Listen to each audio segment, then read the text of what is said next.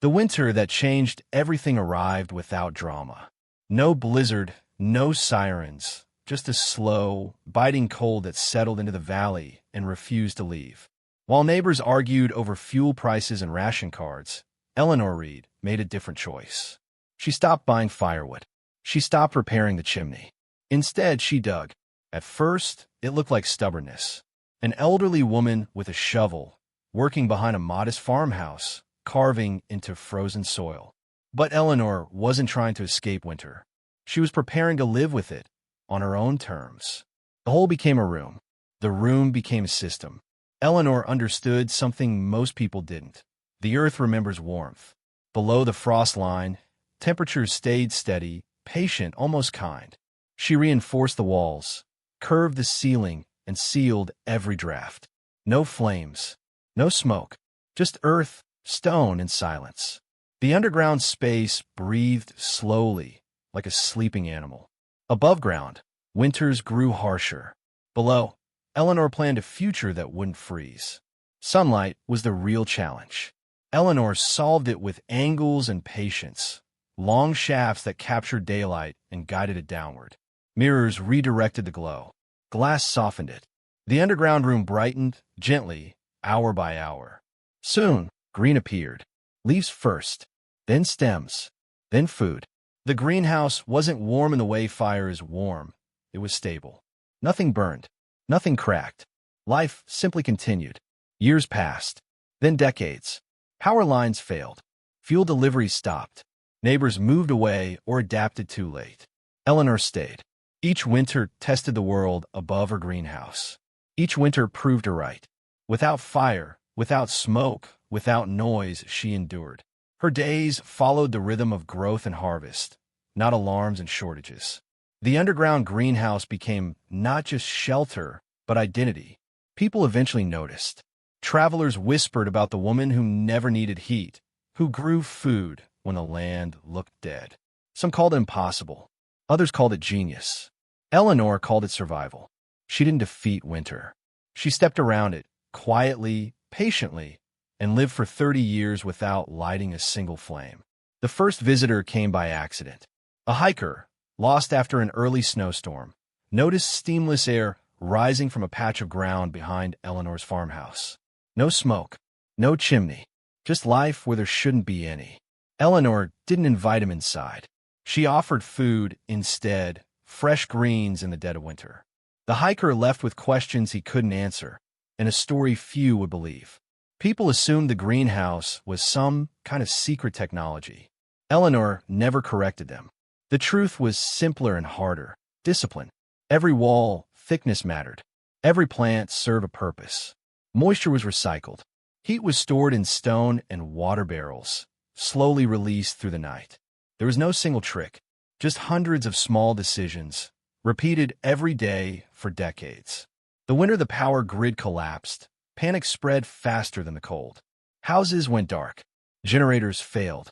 Fires burned too hot, too fast, until there was nothing left to burn. Eleanor's underground rooms glowed softly with reflected daylight. Her greenhouse didn't care about outages or fuel shortages. While others waited for rescue, she harvested lettuce, carrots, and herbs, calm, methodical, alive. Living without fire meant living without certain comforts. No crackling warmth, no glowing hearth. Nights were quiet, sometimes heavy.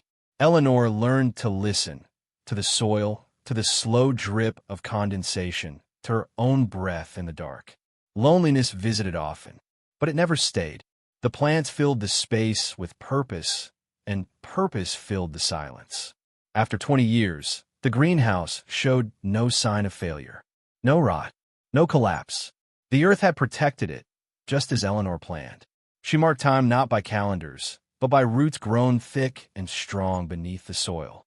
30 winters approached, and with them, the realization that what she built wasn't temporary shelter. It was a blueprint for enduring a world that no longer made promises. The greenhouse faced its greatest test when Eleanor fell ill. For the first time, no footsteps marked the soil paths. No hands adjusted mirrors or checked moisture levels. Winter pressed hard against the surface, relentless and impatient. Below ground, the system held. The temperature barely shifted. Leaves stayed green. Life continued, quietly proving that the greenhouse no longer depended on its creator to survive. Eleanor recovered slowly, surprised by what she found when she returned underground. The plants had grown fuller.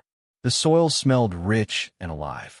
The earth had learned the pattern, memorized the balance. She realized then that she hadn't built a shelter, she had trained an environment, one that remembered warmth long after human effort stepped away. Word spread beyond whispers. Researchers arrived with notebooks and cautious respect. They asked about energy sources, hidden heaters, buried wires. Eleanor showed them nothing but walls, soil, water, and light. Some left disappointed. Others left inspired. A few understood that the real knowledge couldn't be copied quickly. As her strength faded with age, a new worry replaced fear of winter. What would happen after she was gone? A system abandoned could fail. A lesson unshared could disappear. Eleanor began to write. Not instructions, but principles, how to listen to land, how to accept limits, how to build for decades instead of seasons. The 30th winter arrived quietly, just like the first. No celebration, no announcement. Eleanor harvested her food, walked the familiar paths, and sat beneath the earth she trusted. 30 years without fire. 30 years of patience over force. The greenhouse stood warm and steady, a living argument against the idea that survival must come with smoke and flames. The knock came late one autumn, sharp against the farmhouse door. A small group stood outside. Families this time, not hikers or researchers. Their supplies were thin. Winter was early. They had heard the stories and followed them out of desperation. Eleanor didn't promise safety. She offered understanding. She showed them the ground, the angles of light, the patience required. Some stayed to learn. Others left, realizing this way of living demanded more than urgency. It demanded time. Lessons underground were slow by design. Eleanor insisted on silence before explanation. She taught by letting mistakes happen gently. Too much water drowned roots. Too much ambition collapsed tunnels. Those who learned best were not the strongest or smartest, but the most attentive. The greenhouse became a classroom where the earth graded every decision. Years passed, and copies of Eleanor's ideas appeared far away. Underground rooms, earth-sheltered gardens, quiet structures that smoked nothing and asked little. Letters arrived describing similar successes and failures. Eleanor read them carefully. She realized her greenhouse was no longer alone. It was part of a scattered, invisible network of people choosing endurance over excess. One winter brought a cold deeper than any before it. The sun stayed low. Light hours shrank. Even the greenhouse dimmed. Eleanor sat awake through the longest night, listening to the slow release of stored warmth. Stone cooled, then held. Water barrels exhaled heat like a steady breath. By morning, nothing had frozen. The system had passed its final trial. In her final years, Eleanor stopped expanding, stopped improving. The greenhouse was complete, not perfect but sufficient. Enough food, enough warmth, enough light. She understood then that survival wasn't about endless preparation. It was about knowing when to stop building and start living. The last harvest was smaller than the ones before it. Eleanor moved slowly, carefully lifting roots from the soil she had tended for most of her life. She left some crops untouched, knowing they would reseed themselves in time. There was no sense of urgency. The greenhouse did not depend on seasons anymore. It depended on balance. One winter morning, the farmhouse door did not open. Snow gathered on the steps. The underground greenhouse waited in silence. Days passed, then weeks. Inside, life continued. Moisture cycled. Soil stayed warm. The system Eleanor built did not notice her absence at first. It only followed the rules she had taught it. When people finally came, they expected collapse. Instead, they found green. Not wild growth, not chaos, order. A place shaped by patience, still holding its form. They found Eleanor's notebooks, sealed in metal boxes. No blueprints, only observations, warnings, and reminders that the earth gives stability only to those willing to slow down. The greenhouse was never turned into a monument. No plaque marked the entrance. It became something quieter, a refuge used, repaired, and respected. Those who entered learned quickly. This place did not reward shortcuts. It asked for care, attention, and restraint. In return, it offered survival without fire. Years later, children who had never met Eleanor worked the soil underground. They knew her only through habits passed down: how to listen, how to wait, how not to burn what could be preserved. Above ground, winters still came. Below, the earth stayed steady. The warmth remained. The first winter without guidance was uneasy. Those who remained argued over small choices: how much to harvest, when to open the light shafts, whether to expand. The greenhouse answered each mistake calmly. Wilted leaves corrected impatience. Stable temperatures rewarded restraint. By spring, the arguments softened. The system had begun to teach them, just as it once taught Eleanor. No official manuals were published. No conferences held. Instead, travelers carried stories. They described spaces that stayed warm without smoke, gardens that fed people when fuel failed. Communities copied the ideas imperfectly at first. Over time, their structures improved, not by adding technology, but by removing excess. Eleanor's principles traveled light. Years later, above-ground homes slowly changed. Fireplaces were sealed. Chimneys crumbled from disuse. People still used fire when they chose to, but no longer when they were forced to. The underground greenhouse stood as proof that warmth could be stored, shared, and remembered without burning anything at all. Children raised near the greenhouse grew up measuring wealth differently, not by fuel reserves or power output, but by soil health, stored heat, and time. They learned that endurance was quieter than dominance, that survival did not have to scar the land to succeed. Decades after Eleanor's death, the greenhouse remained, walls smoothed by hands that never met hers, soil enriched by generations who followed her rhythm. No one spoke her name often. They didn't need to. The earth remembered. One year, winter arrived stronger than memory. Storms collapsed roofs. Snow buried roads. Above-ground shelters failed one by one. Below, the greenhouse absorbed the cold without complaint.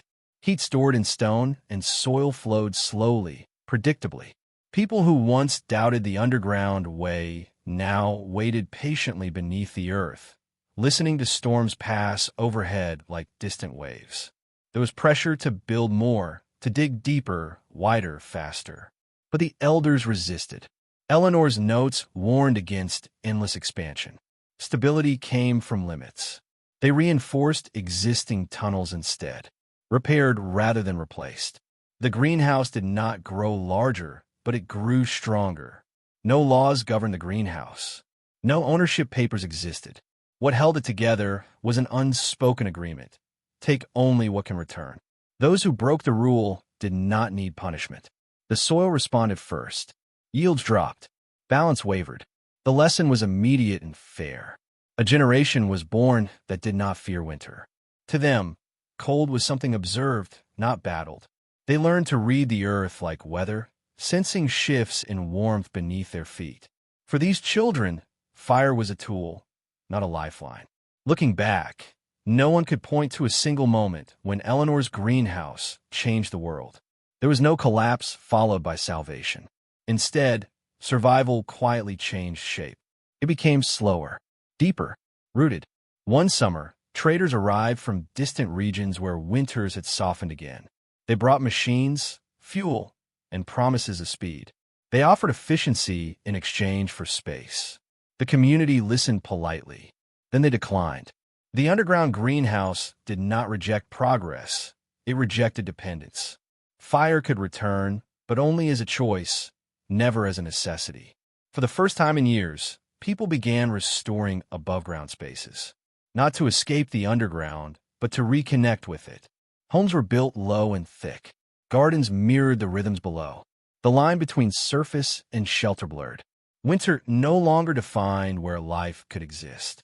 A single season of overconfidence nearly undid everything. One chamber was pushed too far, too many crops, too little rest. The soil compacted. Moisture stalled. They closed the chamber for a full year. No harvest. No use. When it reopened, the earth responded with quiet forgiveness. The lesson was renewed. Recovery requires patience. As elders aged, they stopped explaining how the greenhouse worked. Instead, they told stories about Eleanor, about early mistakes, about winters that tested resolve. Children remembered stories better than schematics. And stories carried values that diagrams never could. On clear nights, faint orange glows appeared on the horizon, cities that still burned to stay alive. From underground entrances, people watched without judgment. They knew now that survival had many forms. They had simply chosen the one that left the earth intact. One winter arrived without snow. The ground stayed bare. Rivers ran fast.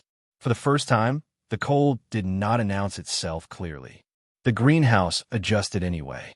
Its strength was never in reacting to weather, but in ignoring extremes. Whether frozen or mild, the earth below held its steady breath. A child once asked why they still lived underground if winter no longer frightened them. The elders answered slowly. "This place isn't about fear," one said. "It's about memory." The greenhouse remembered how to endure, even when the surface forgot. Until then, the greenhouse had been quiet, almost hidden. That changed when nearby settlements began to fail, not from cold, but from imbalance. Floods, heat waves, shortages. The community opened their doors, not to offer rescue, but to teach. Visitors learned that stability could be built, not bought. During a gathering, someone spoke Eleanor's name aloud for the first time in years. The sound felt unfamiliar, but right. They shared what they knew of her, not myths, not praise. Just a woman who chose patience when the world chose speed. Her name settled back into use, gentle and unforced. As decades turned, buildings rose and fell above ground. Systems came and went. The underground greenhouse remained unchanged in purpose. It did not try to last forever. It simply kept working. The final expansion was not underground, but in thought. The community stopped asking how to survive the next crisis and started asking how to prevent it. The greenhouse became a reference point, not a solution to copy blindly, but a reminder that limits could be protective. Fire returned in small, deliberate ways. A single candle for remembrance. A controlled flame for cooking during gatherings. Never hidden, never excessive. Fire was no longer the enemy. It was a guest, invited only when needed. The deepest lesson Eleanor left behind was never written down. It lived in habit, checking the soil before checking the sky, listening before acting, stopping before taking more. Survival, they learned, was not about endurance alone. It was about restraint. Long after the story of Eleanor blurred, the structure remained. New people arrived without knowing who built it. They adapted it slightly, carefully, respecting its silence. The greenhouse no longer needed a narrative to justify itself. In the end, the underground greenhouse stood as proof of a simple truth. Warmth does not have to burn. It can be stored. It can be shared. It can remain. Years later, historians arrived, trying to place the greenhouse into timelines and movements. They searched for causes: economic collapse, climate disaster, political failure. They found none that fully explained it. The greenhouse existed slightly outside history, shaped more by choice than by crisis. Winters were no longer counted by temperature or snowfall. They were measured by how little the greenhouse had to change. A good winter was one that passed unnoticed underground. Newcomers often expected the greenhouse to change their circumstances. Instead, it changed them. Impatience softened. Consumption slowed. Silence became tolerable. The structure did not adapt to people. People adapted to it. 1 year passed without a single emergency. No shortages. No repairs. No debates. The system held perfectly, not because it was advanced, but because it was finally understood. That year became a quiet reference point, spoken of only when things grew complicated again. The greatest strength of the greenhouse was not warmth, food, or shelter. It was stillness. While the world above rushed forward, the underground remained calm, proving that stability could be an active choice. Far beyond the valley, systems built on speed collapsed once more. Supply chains snapped. Energy became scarce. The pattern felt familiar, almost cyclical. Those who had watched before now paid attention. They traveled slowly, seeking places that had not panicked. The people who arrived this time did not ask for shelter first. They asked to observe. They sat quietly in the greenhouse, noticing how little noise survival required. These visitors became listeners before becoming learners. Over time, a shared language formed. Words for soil moods, for stored warmth, for pauses between harvests. It was not scientific, but it was precise. Care became something that could be spoken, taught, and practiced daily. On certain mornings, condensation rose gently from vents, like a slow exhale. Children called it the greenhouse breathing. They learned to recognize when that breath felt strained and when it felt at ease. The structure had become a living presence, responsive, but never demanding. By now, no one argued that the underground way was superior. It didn't need to be. It simply worked. Those who stayed did so, without slogans or missions. They had nothing to prove, only something to maintain. One winter passed so quietly that no one marked its beginning or end. Snow fell above ground, melted, and returned again, but underground routines never shifted. Only later did they realize something had changed. Winter had lost its power to interrupt life. Those who left often came back, not out of fear but recognition. The underground greenhouse had become a reference point, a place that reminded them what stability felt like. Leaving was possible. Returning was welcomed. Each generation faced the same question: expand or preserve, speed up or slow down, use fire freely or sparingly. And each generation, after testing the edges, chose the same answer Eleanor once did: enough. Eventually, the ideas moved beyond tunnels and soil. Above-ground communities adopted the same principles: thick walls, shared heat, patient systems. The greenhouse no longer needed walls to exist. It lived in decisions. In the end, no one claimed ownership of the greenhouse, not even in memory. It belonged to the land as much as to the people. The earth had taught them how to live within its patience.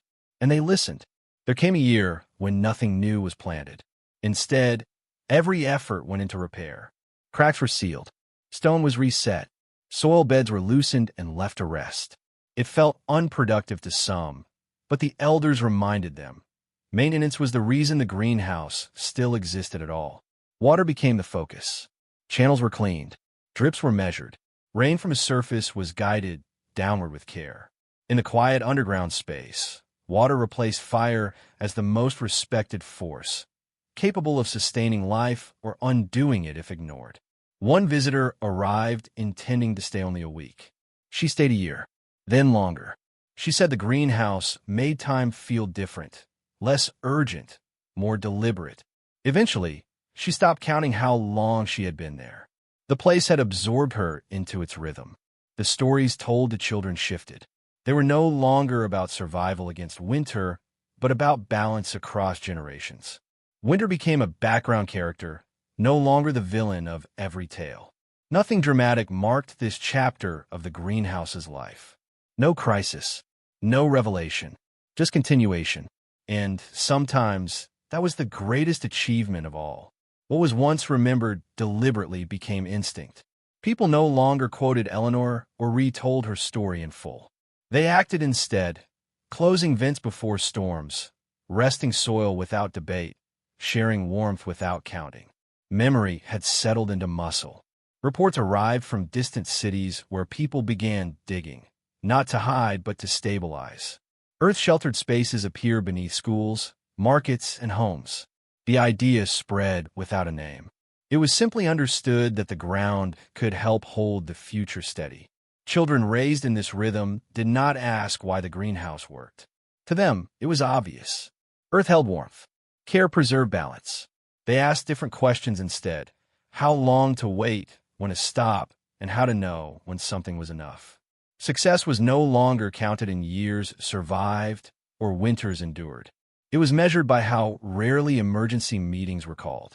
Calm became the indicator, stability the reward. After many decades, someone carved a simple mark near the entrance, Not a name, not a date. Just a line to show continuity. The underground greenhouse remained. Still warm, still quiet, still here. Above ground, architecture slowly changed. Buildings grew thicker, closer to the earth. Windows were fewer, but better placed. Heat was kept, not chased. What had once seemed extreme underground now felt obvious everywhere else. Engineers and planners no longer asked how to modernize the greenhouse. Instead, they asked how modern systems could become as calm, as forgiving. The greenhouse was no longer an experiment. It was a baseline. A regional energy failure made headlines far away. Here, it barely registered. Lights dimmed slightly. Routine stayed the same. The greenhouse absorbed the shock quietly, like it had absorbed every winter before. Despite all the changes, nothing essential had been lost. There was still laughter underground, still disagreement, still mistakes. Stability had not made life flat. It had made it livable. If Eleanor had named her creation, she might have called it nothing at all, because the true gift was never the greenhouse. It was the freedom from urgency. As generations passed, people noticed time felt heavier, in a good way. Days were full, but never rushed. Seasons overlapped gently instead of colliding. The greenhouse did not accelerate progress. It stretched it, giving every choice room to breathe. Waiting became a skill taught deliberately. Children practiced it by watching seeds push through soil, by counting breaths during long silences, by learning when not to act. In a world obsessed with response, waiting became a quiet form of wisdom. No one asked if the greenhouse would last forever. Permanence was no longer the goal. What mattered was whether it could be handed forward intact, understood, respected, and adaptable without being fragile. On certain evenings, when light entered the shafts at a precise angle, elders said it felt like Eleanor was close. Not as a presence, but as alignment. Things were working the way she would have approved, quietly, without excess. Looking ahead no longer caused anxiety. The future was shaped like the greenhouse itself, layered, patient, responsive. Not bright, not loud, but warm enough. There came a moment when people realized they were no longer protecting the greenhouse. They were simply living inside a system that worked. No emergency plans were reviewed. No, were rushed into storage. Life moved forward without the constant background noise of preparation. The distinction between shelter and home faded completely. The underground was not a fallback or a refuge. It was belonging. People decorated slowly. They planted for beauty as much as for food. The greenhouse had crossed a quiet threshold from survival to culture. Beyond the valley, other places adopted similar rhythms. Not all underground, not all permanent, but many learned the same lesson. Progress that never pauses eventually collapses. The greenhouse stood as proof that pause itself could be productive. The warmth underground was never aggressive. It did not dominate or consume. It asked only for balance in return. No smoke marked its presence. No flame demanded attention. And yet it endured. In the end, Eleanor did not build an underground greenhouse. She built a relationship with the earth, a way of living that trusted patience over force, a form of survival that left no scars behind. Winter still came. The world still changed. But beneath the surface, life remained steady.